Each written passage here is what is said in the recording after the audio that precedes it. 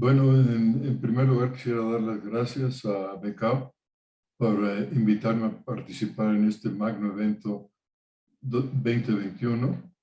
Y el tema de mi charla es formulación de precisión en dietas para gallinas ponedoras y el empleo de enzimas. La producción de alimentos balanceados en México para el año 2020, de acuerdo a la Unión Nacional de Agricultores, fue alrededor de 38 millones de toneladas, de las cuales aproximadamente 7 millones fueron para gallinas de postura y 10.7 millones para pollos de engorda. Entonces, en el caso de las gallinas, la producción es muy importante y muy superior a otras especies como el cerdo, ganado de engorda, ganado lechero, etc. De acuerdo al Consejo de Fabricantes de Alimentos Balanceados, para el año pasado, el alimento le costó a los productores de huevo el 62.4% del costo de producción. Entonces, esto pues, nos muestra claramente una vez más la importancia que tiene el alimento y el tratar de reducir costos, y lo más importante es que el alimento sea lo más adecuado desde el punto de vista nutricional, es decir, que sea preciso. También llama la atención que el año pasado, de acuerdo a los datos que muestran, la conversión de alimento a huevo fue alrededor de 2.2 a 1. Para formular alimentos de precisión, pues necesitamos información. ¿Qué tipo de ingredientes vamos a utilizar? ¿Cuál es el costo de los mismos? Un aspecto muy importante, ¿para quién vamos a formular el alimento? ¿Para qué etapa de la pollita? ¿En crecimiento, iniciación? Y en el caso de las gallinas, ¿en qué etapa de producción? Fase 1, fase 2. Y un aspecto a considerar es que se requiere información de la composición nutricional de los ingredientes. Esta parte pues, es vital para poder formular un alimento de calidad. Por ejemplo, en el caso de los ingredientes, ver qué podemos contar si tenemos maíz o tenemos sorgo. En el caso de los ingredientes de origen proteico, además de la pasta de soya, ¿qué otras fuentes de proteína podemos contar? Como sería la canola, por ejemplo.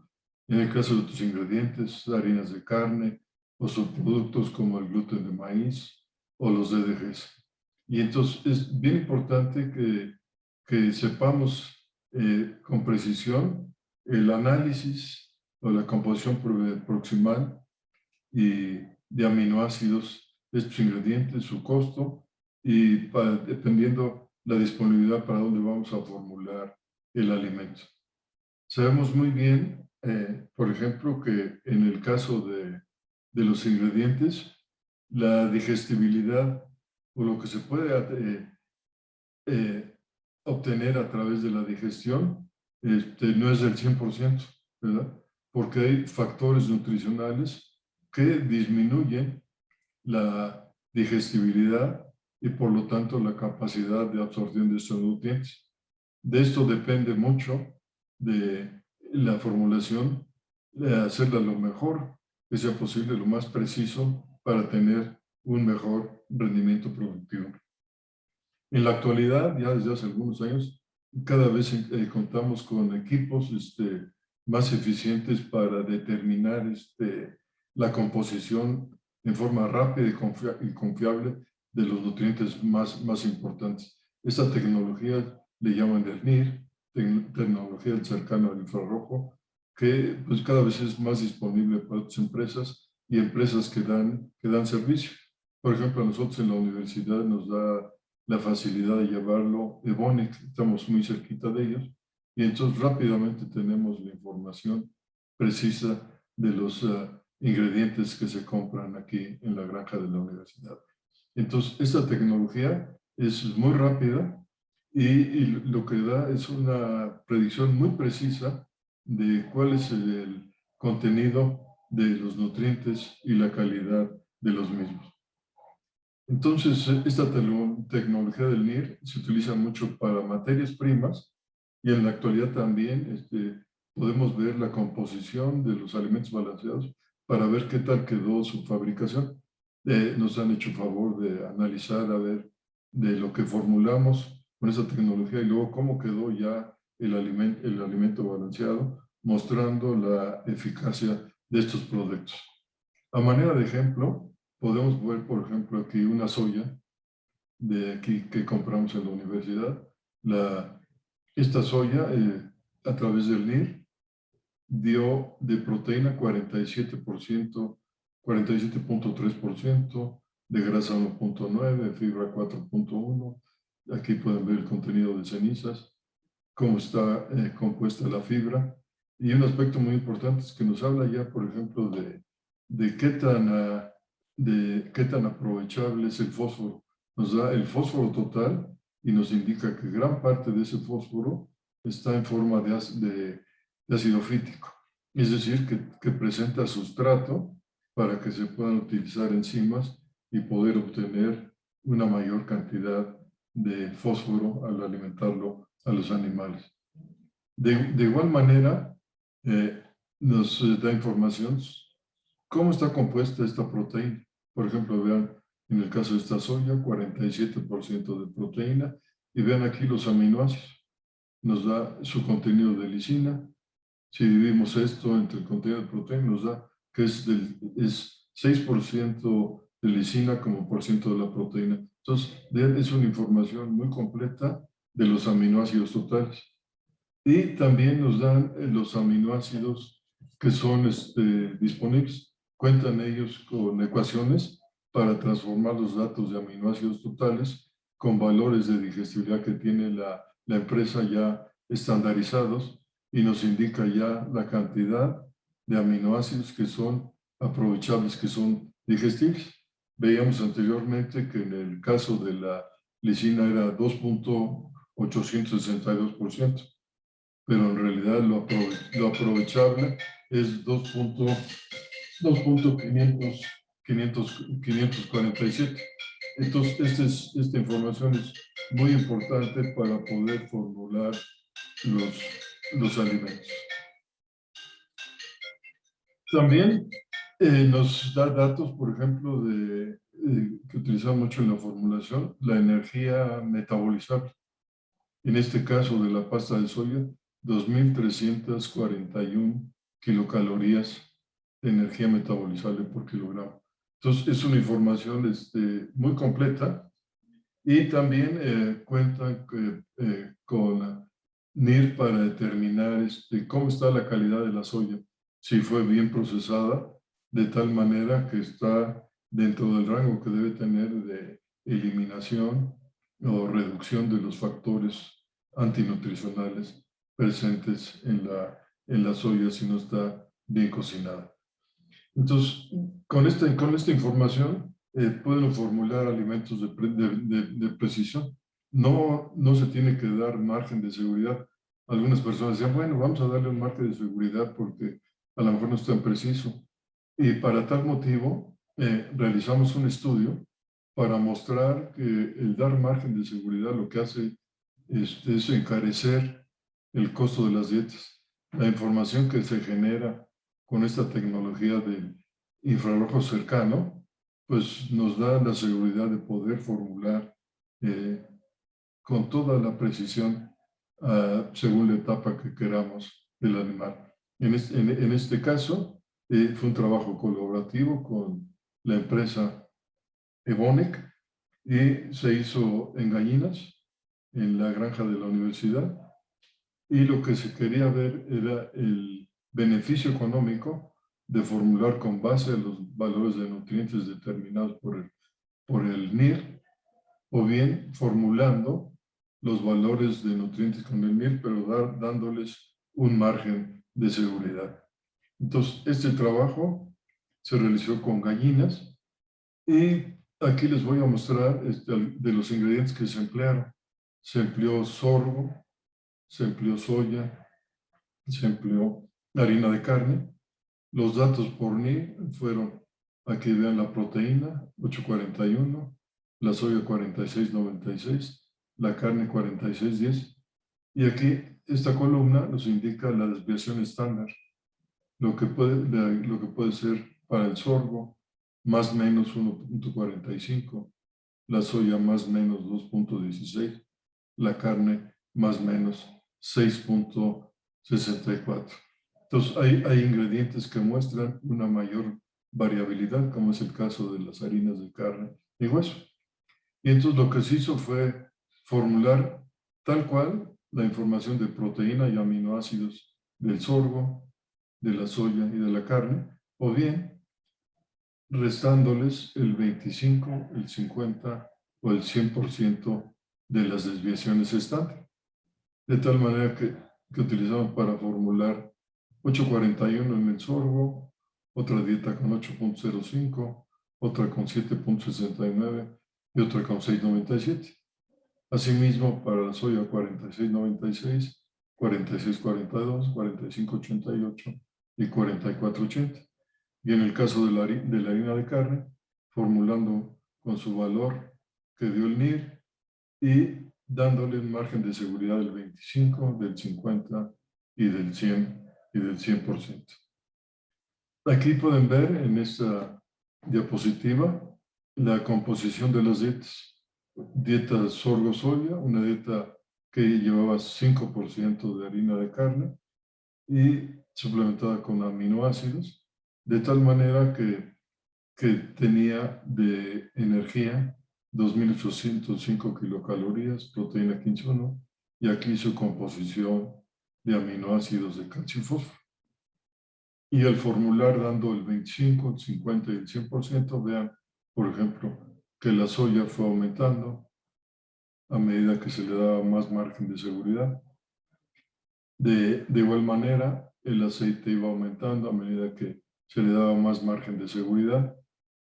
Y algunos aminoácidos aumentaban, tal es el caso de la metionina, que es el primer aminoácido limitante, cuando se incluyen grandes cantidades de pasta de soya o soya en las raciones como fuente de proteína. Entonces, todas las dietas se formularon para que fueran iguales en energía, en proteína, aminoácidos, calcio y fósforo. Y lo único es que al dar margen de seguridad aumentó el costo de la dieta. Vean ustedes que fue alrededor de un poco más de $3 cada vez que se le daba un mayor margen de seguridad. Es decir, el costo del alimento fue aumentando. Aquí podemos observar la respuesta productiva en las gallinas bobas que se emplearon. Tenían 79 semanas de edad y se condujo el experimento durante 12 semanas de experimentación. Aquí los tratamientos con 0 margen de seguridad, 25, 50, 100%. Para postura, todos estadísticamente fueron similares todos los tratamientos. Igual pasó en el caso del huevo, similares estadísticamente. Para el consumo de alimento también los resultados fueron similares. Y en el caso de la conversión, los resultados fueron similares estadísticamente, al igual que la masa de huevo por día. Entonces, esta información nos indica que no tenemos por qué dar margen de seguridad a los valores de proteína, aminoácidos y otros datos que nos da el NIR. Es una información muy confiable, como fue en este estudio, donde se empleó sorgo, pasta de soya y harina de carne. Y el dar margen de seguridad no benefició los parámetros productivos, pero sí encareció el costo del alimento. Entonces, se puede formular con precisión utilizando esta tecnología cada vez más disponible y que se obtiene de forma muy rápida. Comentábamos hace un rato que existían factores antinutricionales en los ingredientes que nos afectan la digestibilidad y por lo tanto también la absorción de los mismos. Y entonces estos antinutrientes presentes en el maíz, el sorgo, en el caso de la soya, en subproductos que empleamos en la formulación, pues están en forma de los fitatos, en todos los ingredientes de origen vegetal, hacen que el fósforo sea poco aprovechable. Y las paredes celulares de los granos y semillas tienen arabinoquilanos. Entonces, las enzimas digestivas que produce el ave no cuentan con estos elementos arabinogilanasas para degradar estas paredes celulares. De igual manera también, en el caso de la soya, hay proteínas que inhiben la acción de la tripsina, y hay otras proteínas como las lectinas que vienen a afectar las vellosidades intestinales. Entonces afectan la salud intestinal. De ahí que desde hace muchos años lo que se emplea son enzimas exógenas digestivas para destruir estos factores antinutricionales, fitatos, polisacáridos no amiláceos, inhibidores de tripsina y lectinas, con el fin de tener una mayor disponibilidad de nutrientes que se puedan absorber a nivel del intestino. Por ejemplo, en el caso de los fitatos, aquí podemos ver el ácido fítico. Entonces lo que tiene son fósforos,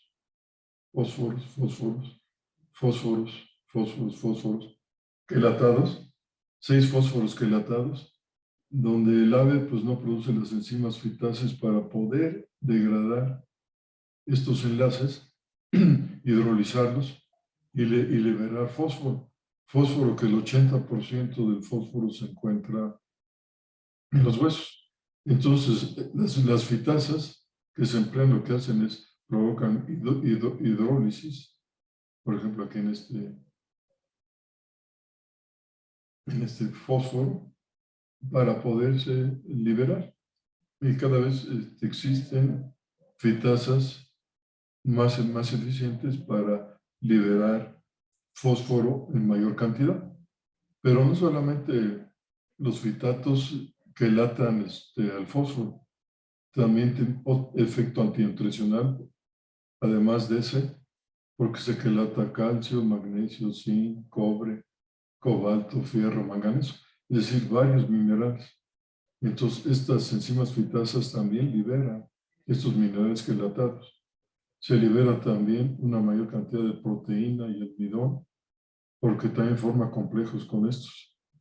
Y también con algunas enzimas. Entonces, es un factor que hay que eliminar este fitato, y afortunadamente ya desde hace muchos años se cuentan con fitasas y son cada vez más eficientes para degradar la mayor cantidad que se pueda de los fitatos y poder extraer una mayor cantidad de nutrientes. Entonces, estas fitasas las tenemos presentes desde hace aproximadamente unos 25 años. Primeramente, se emplean para liberar fósforo y calcio.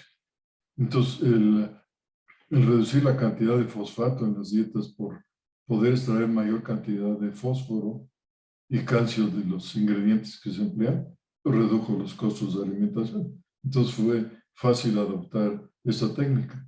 También fue importante para reducir la excreción de fósforo, ¿verdad? Mitigar el impacto ambiental. Trabajos posteriores demostraron que no solamente se liberaba solamente fósforo y calcio, sino también otros nutrientes muy importantes. Quisiera mostrarles aquí los datos de un estudio de fitasas en gallinas bovo con dietas maíz-soya que tuve la oportunidad de colaborar con el doctor Sergio Fernández, que es el moderador de estas pláticas. Entonces, en el caso de la fitasa, cuando se empezaron a emplear las fitasas, las primeras que fueron de origen fungal, se vio que se podía liberar o extraer 1 kilogramo de fósforo por tonelada de alimento. Posterior a esto, aparecieron fitasas de origen bacteriano, mucho más eficientes para degradar la molécula de fitato y liberar cantidades mayores de fósforo en la dieta. Para evaluar la actividad de fitasa en cuanto a la utilización del fósforo en pollos, Se requieren dos o 3 semanas de experimentación en pollos. Sin embargo, para gallinas se lleva 2 semanas. En otras palabras, es rápido evaluar fitasas en pollitos, pero mucho más complicado evaluarlo en gallinas, porque la eliminación del fósforo de los huesos lleva más tiempo. Almacenan en grandes cantidades en el hueso medular las gallinas en relación a los pollitos. Aquí, a manera de ejemplo, podemos ver aquí con una fitasa nueva, en este caso era la Citrobacter brachy. Se realizó un estudio en pollitos. Aquí vean lo rápido que fue. De los pollitos de 7 a 21 días de edad, se alimentaban con dietas maíz-soya. La dieta maíz-soya aportaba 0.15 de fósforo aprovechable. Y entonces se suplementó con fosfato monodicálcico hasta antes de llegar al requerimiento, de tal manera que la adición de fósforo fuera muy sensible, como se ve aquí. Al aumentar el fósforo, aumentó el crecimiento de los pollos, aumentó el consumo, aumentó la eficiencia alimenticia. Esta dieta deficiente en fósforo se suplementó con la fitasa a razón de fit por kilogramo de 500, 1000, 2000 y 3000. Y vean también, al agregar a la dieta deficiente en fósforo, la fitasa crecieron más, comieron más y tuvieron mejor conversión alimenticia. Aquí muestro los datos de las tibias de los pollos. Las tibias se correlacionan muy bien con todo el esqueleto. Y aquí vean, al aumentar el fósforo, aumentó la resistencia de las tibias, aumentó el contenido de calcio en las tibias, el contenido de fósforo y, por supuesto, el contenido de cenizas. O sea, muy sensible evaluar las tibias para ver la eficacia de las fitasas, la eficacia de la vitamina D o para niveles de fósforo. Y aquí la dieta deficiente en fósforo, al meterle fitasa, fue aumentando la resistencia, fue aumentando el contenido de calcio, el contenido de fósforo y aumentando el contenido de cenizas.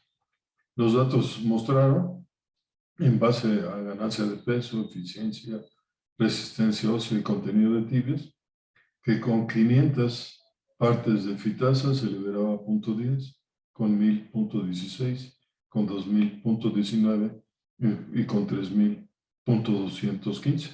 Entonces, estas nuevas fitasas liberan mayores cantidades de fósforo y empleando dosis más altas que las que se utilizaban hace muchos años, se obtiene mayor liberación de fósforo.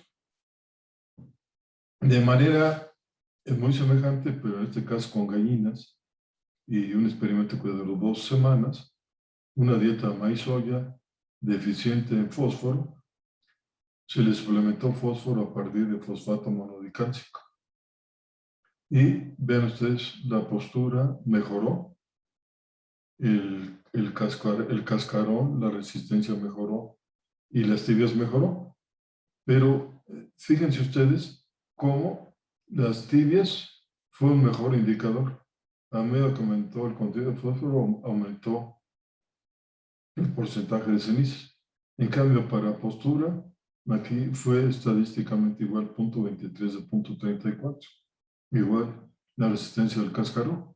En el caso de la fitasa, al meter fitasas, todas las dietas mejoraron la producción de huevo.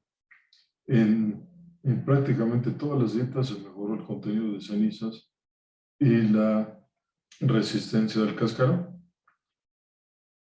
Sin embargo, cuando se utilizaron los valores de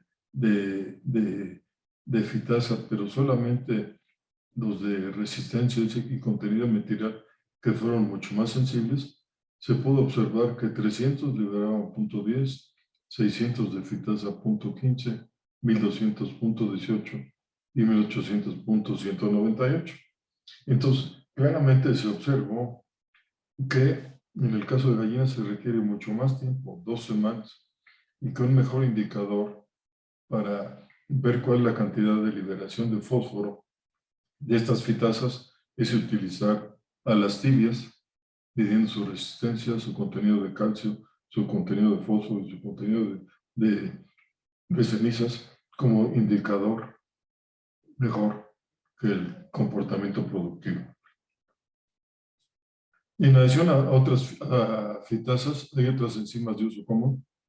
Por ejemplo, tenemos carbohidrasas como las amilasas y las gilanasas.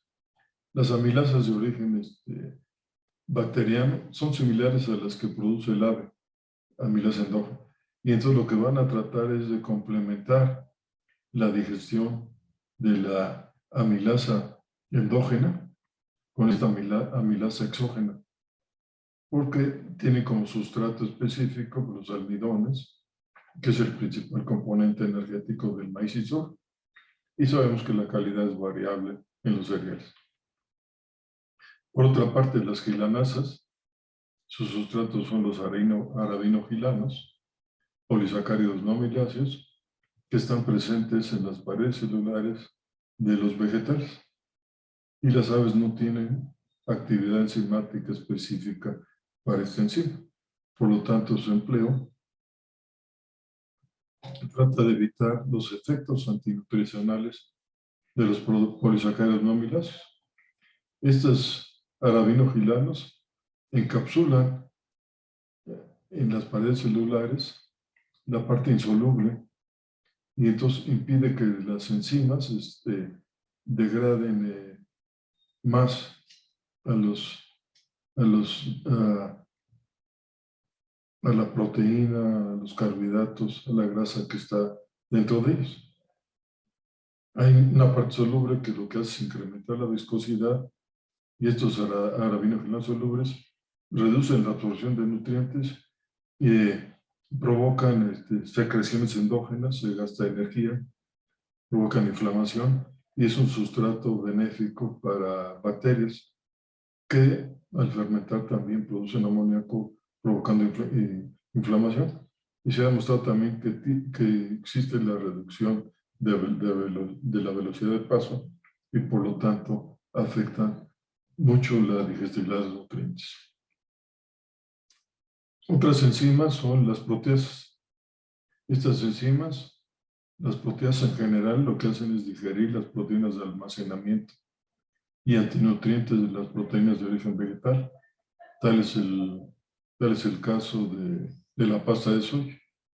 Entonces lo que hacen es reducir las proteínas a péptidos de menor tamaño cada vez de tal forma que queden en forma de aminoácidos con formas de dipéptidos o tripéptidos. Entonces estas proteasas, la función que tienen es desdoblar la proteína no digerida, complementar la acción de las enzimas endógenas proteasas, tripsina, quimotripsina, carboxipeptidasa, pepsina, para incrementar la digestibilidad. Y entonces lo que van a hacer es hacer las proteínas más pequeñas, de tal manera que se reduce el gasto de energía y el empleo permite usar otros ingredientes que no son tan digestibles o tan aprovechables o de tan buena calidad como sería el caso de la soya y el maíz. En otras palabras, las proteasas también contribuyen mucho a maximizar el costo de las raciones. Entonces diríamos en general que estas enzimas, las fitasas, la amilasa, las carbohidrasas y las proteasas, lo que van a hacer es mejorar el valor nutritivo, aumentando la digestibilidad, reduciendo los costos, va a reducir el impacto que tiene en las excretas el fósforo, la proteína, y en general va a ser benéfico para el medio ambiente.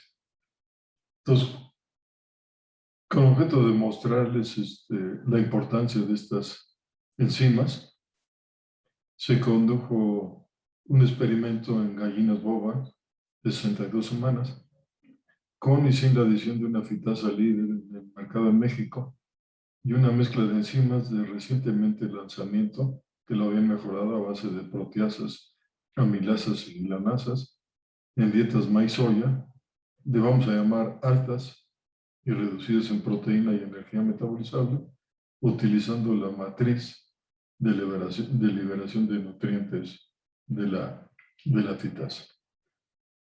Entonces, el trabajo se realizó en el Centro de Investigación y Enseñanza de Producción Avícola de la Facultad de Medicina Veterinaria y Zootecnia de la UNAM, que se encuentra en la delegación Tláhuac, ahí muy cerca de la facultad. Y entonces, para este estudio se utilizaron gallinas Bowens White, utilizaron 6 tratamientos, hubo 6 réplicas por cada tratamiento, y se formularon dietas maíz-soya en harina, y el experimento duró 8 semanas, de las 62 a las 70 semanas de edad. Entonces, se quiso investigar el efecto de tener una dieta con 17% de proteína, otra con 15%, de acuerdo a las recomendaciones del estirpe, y otra reduciendo proteína y reduciendo energía, pero con cantidades similares de aminoácidos. Estas dietas fueron sin enzimas, o utilizando fitasa y la enzima y esta mezcla de enzimas que lleva amilasas, que lleva gilanasas y que lleva proteasas. Aquí, por ejemplo, es una matriz de la fitasa que se empleó. Las casas productoras de fitasa tienen sus matrices. Aquí nomás, aquí muy rápidamente, por ejemplo, esta se recomienda 60 gramos por tonelada. Si multiplicamos esto por esto, dice que 60 por 31, nos ahorramos 0.18 de fósforo. De fósforo sería pues, aproximadamente 0.15 y de energía 70 kilocalorías, y aquí lo que se puede ahorrar de proteína. Entonces, un ahorro considerable. En el caso de la otra es las aportaciones. Aquí pueden ver las dietas, la dieta maíz-soya, y al meter la fitasa, vean, la cantidad de soya disminuyó, la cantidad de aceite disminuyó, la cantidad de fosfato y la cantidad de sal. Entonces, es un ahorro muy importante.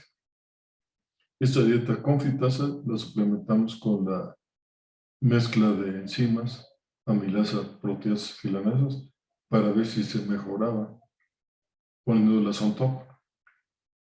La dieta de 15, vean, cuando redujimos proteína, pues ya fueron 37 kilos que se ahorraron. Y al meter la fitasa, pues, la cantidad es mucho más considerable. Aquí la cantidad de aceite, cuando se bajaron 100 kilocalorías, cómo se redujo. Luego al meter la fitasa, cómo bajó la cantidad de fosfato. Entonces, estas enzimas tienen un beneficio económico importante y permiten una mejor utilización de los ingredientes.